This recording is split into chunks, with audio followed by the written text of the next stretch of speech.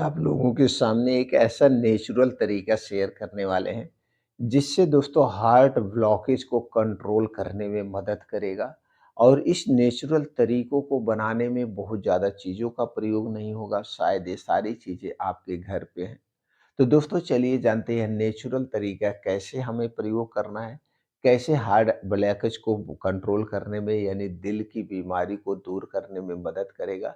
इसके अलावा ये जो अद्भुत नुस्खा है, इस नुस्खे से दोस्तों blood pressure, blood sugar, thyroid, पेट से संबंधित बीमारियों को भी रिकवर करेगा।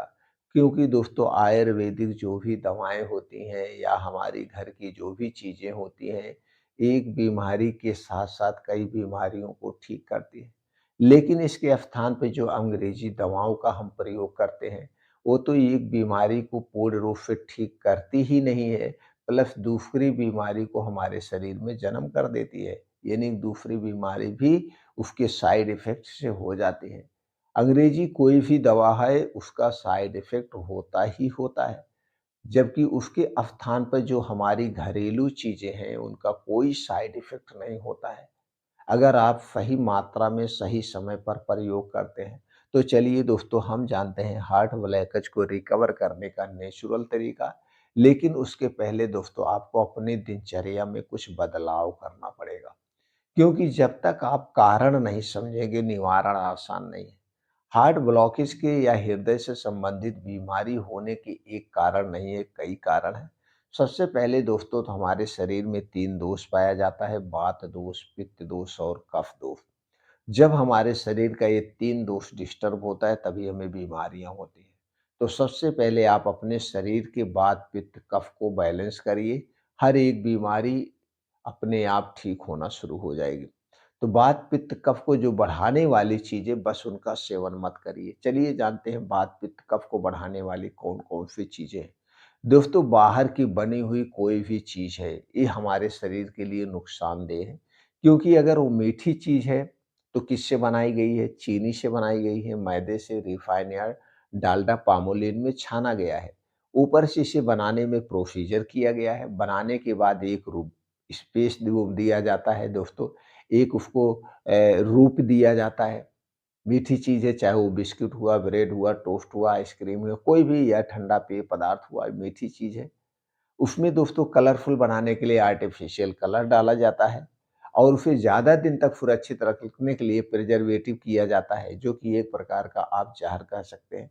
तो ये धीरे-धीरे वेस्ट पदार्थ जब आप खाते हैं, तो दोस्तों आपके आंतों में जाके इकट्ठा होता है वेस्ट पदार्थ। धीरे-धीरे आंतों में मोटी लेयर बनती है, फिर आप कब्ज़ के शिकार बनते हैं, फिर एसिडिटी शुरू होती है, यहीं से शुरुआत होती है। अगर वो तीखी चीज़ है तो उसमें दोस्तों नमक या चीनी का प्रयोग किया जाएगा। तो तीखी या मीठी 2 ही चीज़ मिलती है और दोनों चीज़ें हमारे स्वास्थ्य के लिए हानिकारक है। तो बाहर की कोई भी चीज़ ना खाने का आप संकल्प कर लीजिए।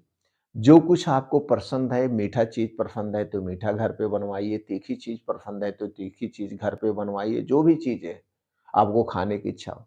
लेकिन इन चीज़ों को बनाने में चीनी, मैदा, रिफाइन का प्रयोग नहीं होगा। ये हमारे स्वास्थ्य के लिए सबसे खतरनाक चीज़ है अगर आपको बीमारियों से दूर रहना है, ख़ास करके हार्ट अटैक संबंधित। और इसके बाद दोस्तों आपको दिनचर्या को फ़ॉलो करना होगा। हमें कब खाना है, कैसे खाना है, कितनी मात्रा में खाना है, इसको ध्यान दीजिए। आप हो सके तो दोस्तों चाहे आप 30 साल के हैं, चाहे आप 40 साल के हैं, रात का खाना अवॉइड करिए। अगर आप अवॉइड नहीं कर सकते हैं तो रात का खाना जल्दी खाने का प्रयास करिए, यानी सूर्य डूबने के पहले खाने का प्रयास करिए। सूर्य डूबने के बाद जो कुछ हम खाते हैं वो सही ढंग से डाइजेस्ट नहीं होता है, क्योंकि सूर्य डूबने के बाद हमारा पाचन तंत्र स्लो हो जाता है। इस बात का आप ध्यान दीजिए। अगर ये डाइट उसके बाद डेली रूटीन में 2 घंटा आप अपने लिए निकालिए। इस 2 घंटे में अपने शरीर की एक्टिविटी बढ़ाइए, योगा करिए, प्राणायाम करिए, मेडिटेशन करिए। इससे दोस्तों हमारे शरीर की एक्टिविटी बढ़ती है और ब्लड सर्कुलेशन बढ़िया से होता है। जिस ऐसे एक्सरसाइज का चुनाव करना है, जिससे आपके शरीर से पसीना निकले, ये आपको डेली रूटीन में। तो आपकी डाइट कैसे होनी चाहिए? 70% नेचुरल चीज़ों पर आधारित होगी। नेचुरल चीज़ों की बात करें तो हरी साग-सब्जियाँ, ताज़े मौसमी फल, बीन्स ऐसे 70% नेचुरल चीज़ें हमें खाना चाहिए। तली भुनी चीज़ों से हमें दूरी बना के रखना चाहिए। बाहर की कोई भी तली भुनी चीज़ आप नहीं खाएँगे कुछ दिनों तक, तभी दोस्तों कोई भी बीमारी हो उसको आप रिकवर कर सकते हैं।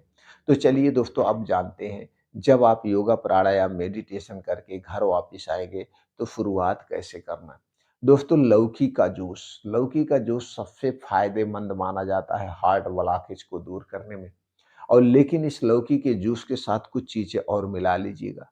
जैसे दोस्तों पुदीना की पत्ती दोस्तों आपके गैस, कब्ज़, एसिडिटी को भी दूर करेगी और हार्ट ब्लॉकेज को भी रिकवर करने में मदद करती है। तो आपको लेना क्या है?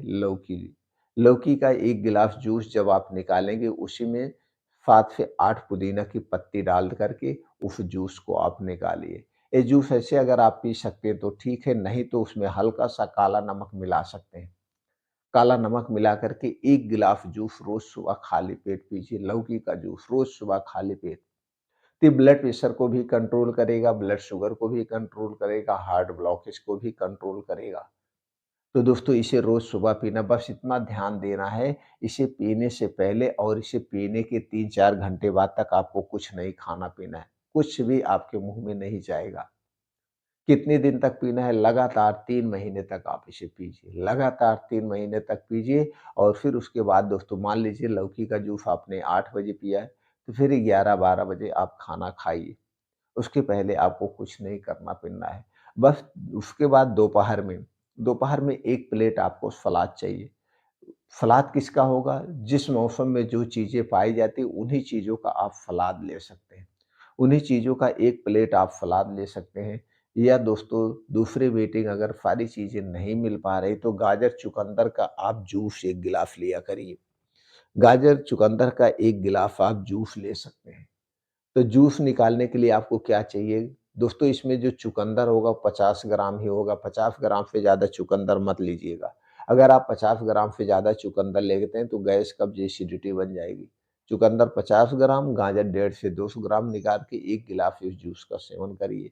ये सारी चीज़ें आपको दिन डूबने के पहले करना है। दिन डूबने के बाद ये सब चीज़ें नहीं लेना चाहिए, ना तो सलाद और ना तो जूस। ये दिन में लेना चाहिए। अब दोस्तों इस दिन के कार्यक्रम हो गया, अब रात में आप सूर्य डूबने के बाद खाना नहीं खाएँगे। सूर्य डूबने के बाद अगर हो सके तो 1 गिलास गाय का दूध पतला होता है, पचने में आसान होता है। दोस्तों ये गाय का दूध चाहिए, लेकिन ये गाय का दूध आपके घर का होना चाहिए या किसी के घर से लीजिए, अपने आँख के सामने जाके निकलवा के लीजिए। अब इस दूध को दोस्तों आप किस पे चढ़ा दीजिए, गैस पे चढ़ा दीजिए। 1 गिलास ले लीजिए, आधा गिलास ले लीजिए, उसी के साथ सिर्फ़ हमको आपको दालचीनी लेना है, तो थोड़ा-सा भी दूध रहेगा तो भी चा काम चल जाएगा।